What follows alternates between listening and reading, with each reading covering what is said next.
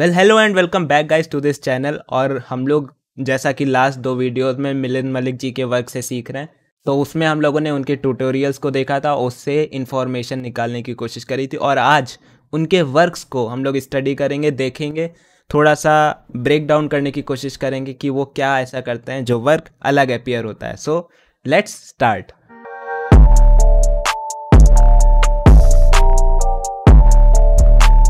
तो स्टार्ट करते हैं सबसे पहले इस पेंटिंग से। तो इसमें सबसे पहले क्या दिखता है, तो अगर देखो तो सबसे पहले दो बड़े शेप, एक ये वाला, ठीक है, और दूसरा ये लाइट वाला बड़े शेप। उसके बाद मीडियम शेप्स कहाँ हैं? मीडियम शेप्स है ये दरवाज़ा, ये खिड़की, ठीक है, ये वाला ब्लॉक जो डार्क है, ये वाले ब्लॉक्स, और उसके बाद स्मॉल शेप्स ये।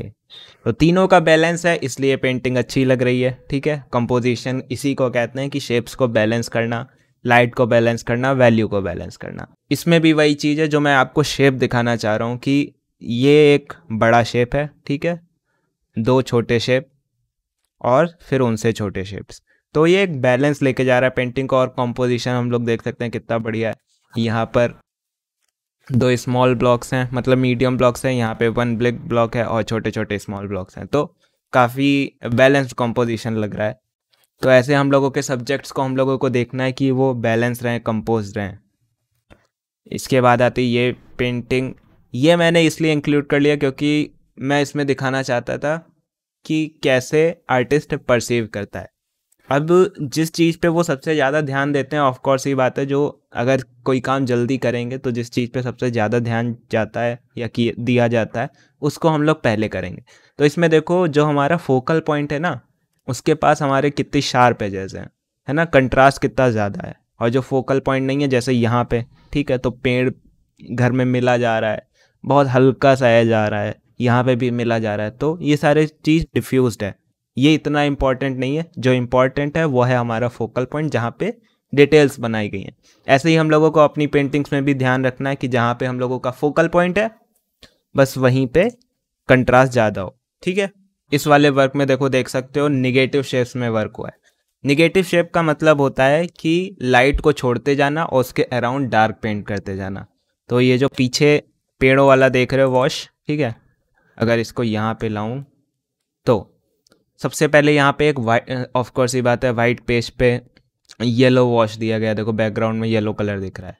उसके बाद उसके ऊपर नेगेटिव शेप्स में इन सब चीज़ों को पेंट किया गया है। जितने भी तुमको पेड़ के अलग अलग वेरिएशन दिख रहे हैं यहाँ पे कलर्स में, उनको बाद में पेंट किया गया है। तो इस तरीके से नेगेटिव शेप से खेल के ये हाईलाइट्स निकाली गई हैं, जहाँ पे हम लोग देख सकते हैं कि यहाँ पे सनलाइट हिट कर रही होगी और बाकी जगह डार्कनेस है, ऑफकोर्स ये बात शेडो होगी। और यहाँ पे हम लोग इसमें भी देख सकते हैं जो गेट बनाया है, इसमें भी इसी तरीके से नेगेटिव शेप्स का यूज़ किया है।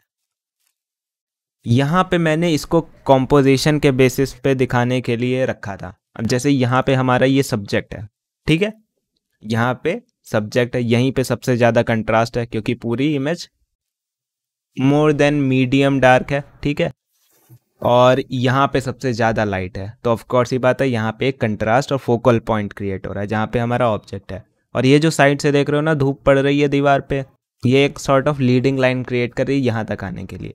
तो it is a clever thing to do and we should learn from this.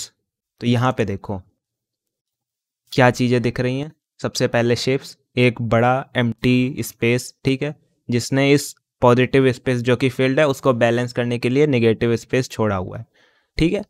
और कंट्रास्ट कहाँ पे आ रहा है? सबसे ज़्यादा कंट्रास्ट आ रहा है यहाँ पे, जहाँ पे ये वाला सेंटर में साइकिल वाला है, ठीक है। क्यों यहाँ पे आ रहा है? क्योंकि जो डार्केस्ट लाइन है ना वो यहाँ पे हिट कर रही है। और बाकी एक बड़ा शेप है, दो छोटे मीडियम शेप्स हैं और उसके बाद स्मॉल शेप्स हैं। तो it is sort of a balance thing. जो भी बैकग्राउंड है वो हम लोगों का कूल है, और जो हमारे साइकिल पे जा रहे हैं बाबा जी या फिर अंकल जिन जो भी कह सकते हैं, वो देखो वॉर्म है। तो यहाँ पे एक कंट्रास्ट यहाँ पे भी क्रिएट होता है। इसके अलावा सॉर्ट ऑफ जिसे हम लोग कहते हैं वेरीगेटेड वॉश, कि एक शेप बनाया, उसके अंदर अलग अलग तरीके के कलर्स डाले, वैल्यूज़ डाले, मतलब वॉश सिंगल ही रहेगा बट उसी में हम लोग वेरिएशन करते हुए चलते हैं। तो उसी पे यहाँ पे काम हुआ है और इस टेक्निक को सीख के हम लोग भी कुछ इस तरीके से एकदम ल्यूसिड और वाइब्रेंट कलर्स को प्रोड्यूस कर सकते हैं। ये वाली पेंटिंग स्टिल लाइफ, सो इसमें भी यही है कि रिफ्लेक्शन कैसे आता है। अब कोई भी ऑब्जेक्ट होता है, सरफेस होती है, वो लाइट को रिफ्लेक्ट करती है, चाहे वो ये स्टील हो या फिर वो ये फर्श हो। तो स्टील का थोड़ा सा कलर फर्श में और फर्श का थोड़ा सा कलर स्टील में देखने को मिलेगा। अब इसको मैंने क्यों इंक्लूड किया था, देखो जहाँ पे शार्प एजेस चाहिए वहाँ पे फोकल पॉइंट पे शार्प एजेस हैं, वो एरिया लाइट है, ठीक है। बट जो मेन चीज़ मैं दिखाना चाह रहा था वो थी ये पेड़ को देखो अगर, तो ये एक पूरा सिंगल शेप है जिसके अंदर वेरिएशन लाके इसको कंप्लीट किया गया है, तो वो कुछ ऐसा लुक दे रहा है। और सिमिलरली इधर भी देख सकते हैं हम लोगों के वॉशेस के ऊपर बस छोटे छोटे स्मॉल शेप्स में काम हुआ है। तो इन सारी चीज़ों को कॉपी करने की कोशिश करो, अपने वर्किंग स्टाइल में लाने की कोशिश करो, तो आपका भी वर्क बहुत जल्दी इम्प्रूव होगा। इसके क्या ही कहने भाई। This is one of the best painting अभी तक जो हम लोगों ने देखी है। क्यों? क्योंकि जो हमारा फोकल पॉइंट है ना वो इतना क्लियरली विजिबल है, और वो इस सारी भरी हुई चीज़ को एक एम्प्टी स्पेस भी दे रहा है ताकि हम लोगों की आई को रेस्ट करने की जगह मिले, ठीक है। It's basically tin. टिन के साइड में देखो यहाँ पे पीछे से लाइट आ रही है ना, तो शेडोज़ में बहुत ज़्यादा डिटेल्स अवेलेबल नहीं है हमारे पास, और उसको बहुत अच्छे तरीके से यहाँ पे देखो पेड़ में दिखाया गया है। And this bullock cart is painted in somewhat negative shapes, यहाँ पे देखो, ठीक है। तो इन सब चीज़ों को भी बैलेंस करने के लिए यहाँ पे एक बड़ी सी एम्प्टी स्पेस छोड़ी गई है जिसमें थोड़ा बहुत बस वॉशेस डाले गए हैं, स्प्लैटर किया है। और ऊपर पेड़ों के शेप देखो, कुछ ज़्यादा डिटेल में नहीं बनाया। डिटेल कहाँ पे देनी थी? जहाँ पे हमारी झोपड़ी थी और हमारा फोकल पॉइंट था। सिमिलरली इसमें भी शेप लैंग्वेज देख सकते हैं, ठीक है। फोकल पॉइंट है, वहाँ पे हमारा लाइट है, शार्पर एजेस हैं, यहाँ पे डिजॉल्व्ड है थोड़ी सी चीज़ें, बैकग्राउंड भी हल्का सा डिजॉल्व्ड है। So it is evident that कि हर चीज़ में हम लोगों को एक चीज़ कॉमन देखने को मिल रही है कि जहाँ पे हमारा फोकस है वहाँ पे कंट्रास्ट ज़्यादा है by the means of sharper things and tonal variation या वार्म कूल का वेरिएशन। और दूसरी चीज़ जहाँ पे हमारे इम्पोर्टेंस नहीं है वहाँ पे हम लोगों को डिफ्यूजन मिल रहा है, ठीक है, वहाँ पे इम्पोर्टेंस नहीं देनी है। इसमें भी यार कलर्स को क्या ही कहें यार, कितने मस्त लग रहे हैं कलर्स। देखो यहाँ पे ऑरेंज है, ठीक है, उसका अपोजिट होता है ग्रीन, ठीक है। सिमिलरली ऑरेंज और रेडिश के शेडो में डाला है। और कंपोज कितना बढ़िया किया है, हमारा सिंगल सब्जेक्ट है, पूरा पेपर यूज़ हुआ है, जितना सब्जेक्ट में काम हुआ है ऊपर यहाँ पे उतनी निगेटिव स्पेस को यहाँ पे छोड़ा गया है, पॉजिटिव स्पेस फिल्ड है, ठीक है। इस तरीके से बैलेंस करके चीज़ें चली गई हैं। जहाँ पे हमें हार्ड एजेस चाहिए थे वहाँ पे हार्ड एजेस हैं, जैसे ये देखो जहाँ पे हमारे ये नहीं क्या कहते हैं यार, रॉक्स, ठीक, रॉक्स हैं, या फिर जो छप्पर होता है उसके एजेस हैं, ये सब हमारे हार्ड शेप हैं। यहाँ पे देखो अगर हम लोग इसको देखना चाहें तो यहाँ पे देखो हमारा जो ये टॉप वाला लिया गया है पार्ट, जो इसके ऊपर बेल चढ़ी हुई है, इसको पूरा एक सिंगल शेप है और फ्लैट कलर है, बट फिर भी कितना अपीलिंग लग रहा है। सिमिलरली ये भी जहाँ हार्ड एजेस चाहिए वहाँ पे हार्ड एजेस हैं, ठीक है। ये देखो कितना हार्ड एज है यहाँ पे, तो वो रॉक को डिफाइन कर रहा है। और जहाँ पे वाटर है वो सॉफ्ट डिजॉल्व टाइप की चीज़ें हैं। जो रॉक्स की शेडो है वो देखो ग्लेजिंग में दिखाई गई हैं, पूरा बना लिया गया, लास्ट में उसके ऊपर ग्रे से ग्लेज किया गया है बेसिकली, मुझे ऐसा लग रहा है। और यहाँ पे रॉक्स बनाए गए, यहाँ पे निगेटिव स्पेस छोड़ा गया, यहाँ निगेटिव स्पेस छोड़ा गया ताकि हमारा पॉजिटिव स्पेस के साथ निगेटिव स्पेस बैलेंस्ड रहे, ठीक है। वार्म यहाँ पे जहाँ पे लाइट ज़्यादा पड़ रही है, कूल दूरी पे। तो ये सारी चीज़ें सीखने वाली हैं।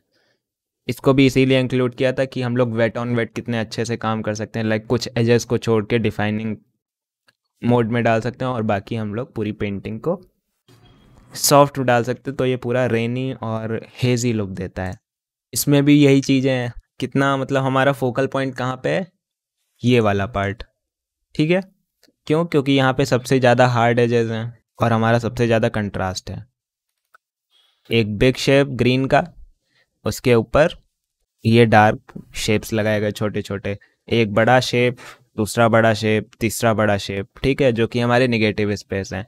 फिर मीडियम शेप एक, मीडियम शेप दो, मीडियम शेप तीन, और उसके बाद small small small small small small. और ये सब ब्लर्ड है, ये सब भी डिजॉल्व है, वेट ऑन वेट में काम किया गया है ताकि हमारा जो फोकस है ना वो यहीं पर है। और कितना मस्त लग रहा है कि हार्ड लाइट इतनी तेज पड़ रही है, तो ये सारी चीज़ें हम लोग सीख सकते हैं। इसका मूड कितना बढ़िया है इस पेंटिंग का, लाइक ऑलमोस्ट मोनोक्रोमेटिक है, बस कहीं कहीं पे पर्पल और रेडिश टिंट भी दिख रहा है। बाकी कितना अच्छे से काम हुआ। लाइक यहाँ पे हमारा निगेटिव स्पेस जो कि शेप नंबर 1 है, बड़ा शेप। उसके बाद स्पेस नंबर 2 नेगेटिव शेप जहाँ पे हम लोगों को स्प्रिंकल करके काम किया गया है I guess wet on wet के बाद। और फिर ये आते हैं हमारे घोड़े जो हम लोगों का मेन सब्जेक्ट है, और यहाँ पे आता है तांगा। अब एक चीज़ देखो, अगर पेंटिंग को बीच से डिवाइड करो यहाँ पर से, ठीक है, तो राइट साइड में जितना हमारा सब्जेक्ट है ना, उसी को बैलेंस करने के लिए लेफ्ट साइड में यहाँ पे भी डार्क किया गया है। So this is an example जहाँ पे हम लोग कॉम्पोजिशन में बैलेंस करते हैं। ये मैंने सिर्फ इसलिए इंक्लूड किया क्योंकि इसका कॉम्पोजिशन लाजवाब है। कैसे? जितना हमारे पास निगेटिव स्पेस पड़ा है खाली एकदम, वो यहाँ पे पॉजिटिव स्पेस को बैलेंस कर रहा है, ठीक है, जितना भी वाइब्रेंसी है उसको न्यूट्रलाइज कर रहा है यहाँ पे। तो इस तरीके से अलग अलग तरह के कंपोजिशन हम लोगों को भी ट्राई करने हैं। Same with this still life की जो हम लोगों का देखो नीचे कलर है वो हम लोगों के ग्लासेस पे आएगा या फिर सरफेस पे आएगा। यहाँ पे ज़्यादा एविडेंट है क्योंकि ये रिफ्लेक्टिव है, लेकिन जो चीज़ रिफ्लेक्टिव नहीं होती फिर भी वहाँ पे उस कलर का इफेक्ट आता है, ठीक है। इसमें भी शेप लैंग्वेज की बात है, देखो कितना मतलब शार्प और डिफाइनिंग है जहाँ पे ज़रूरत है, और जहाँ पे नहीं ज़रूरत है वहाँ पे बिल्कुल हेज्ड है और ब्लर्ड है, डिजॉल्व है।